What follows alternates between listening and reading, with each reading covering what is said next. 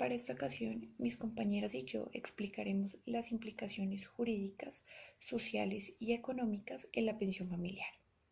Como ya lo hemos tratado en nuestra clase de seguridad social, en Colombia la pensión familiar es un beneficio que se le reconoce por la suma de esfuerzos de semanas cotizadas y o aportes de cada uno de los cónyuges o compañeros permanentes al sistema general de pensiones.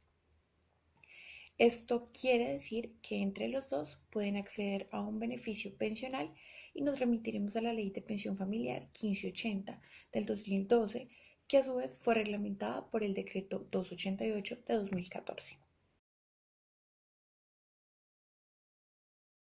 A continuación haremos una breve explicación sobre los requisitos en los dos regímenes de cada una de las formalidades que exige la ley para acceder a este beneficio. A continuación, nos remitiremos al sistema de pensión familiar. La pensión familiar nace a partir del decreto 1580, sancionado por el presidente de la República el 10 de octubre de 2012, en el marco jurídico del Estado Social y de Derecho, consolidado a través de la Constitución de 1991, la cual, en su artículo 42, consolida la familia como un núcleo esencial del desarrollo social, político, jurídico y económico de Colombia. Asimismo, sostiene para el Estado y para la sociedad misma la obligación de la creación de herramientas efectivas que garanticen el óptimo funcionamiento y la preservación de la familia dentro de la sociedad. Por otra parte, cuando nos remitimos a hablar de la seguridad social, es importante reconocer que desde su incorporación dentro de nuestro ordenamiento jurídico interno ha existido una gran evolución. No obstante, estos avances no eran lo suficientes para satisfacer las necesidades en general. Cuando se habla de un sistema general de pensiones articulado en la Ley 100 de 1993, se recalca también que se hablan de derechos de segunda generación, es decir, los sociales, económicos y culturales. Se habla de un derecho colectivo, de una garantía social.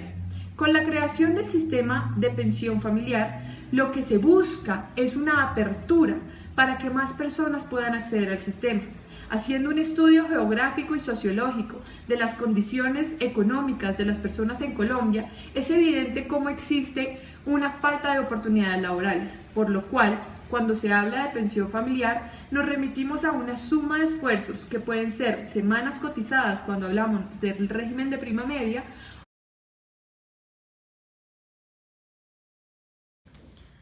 A mí me corresponde explicar la pensión familiar en el régimen de prima media con prestación definida. Para acceder a dicha pensión se deben cumplir con ciertos requisitos. Entre ellos es que los cónyuges o compañeros permanentes deben estar afiliados al mismo régimen, es decir, ambos deben pertenecer al régimen de prima media con prestación definida. Se debe acreditar 5 años de relación o convivencia permanente. Solo se podrá reconocer una sola vez la pensión familiar por cada cónyuge o compañero. Solo podrán ser beneficiarios de la pensión familiar aquellas personas que pertenezcan a los niveles 1 y 2 del SISBEN. Para acceder a la pensión familiar, cada beneficiario deberá haber cotizado a sus 45 años de edad el 25% de semanas necesarias para acudir al requisito de la pensión de vejez.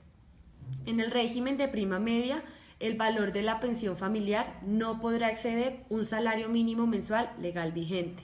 Los cónyuges o compañeros permanentes, al hacer la sumatoria, deben sumar los dos como mínimo el mínimo de semanas exigidas por el sistema para la pensión de vejez, es decir, 1.300 semanas. En caso de la muerte del cónyuge, el supérstite deberá informar a la administradora del sistema dentro de los 30 días siguientes al fallecimiento de su cónyuge o compañera permanente, al fin de que se determine que la pensión continúa en su cabeza sin que sea necesario efectuar la sustitución. En caso de divorcio o de separación legal o de hecho, la pensión familiar se extinguirá y los excónyuges o excompañeros permanentes tendrán derecho a percibir mensualmente un beneficio económico periódico equivalente al 50% del monto de la suma que recibían. El artículo 42 de la Constitución Política establece que la familia es el núcleo esencial de la sociedad. Esta consagración constitucional impone al Estado ciertas cargas para proteger la misma. Se dice que estas cargas se evidencian en la Ley 1580 del 2012, que modifica la Ley 100 y crea la pensión familiar.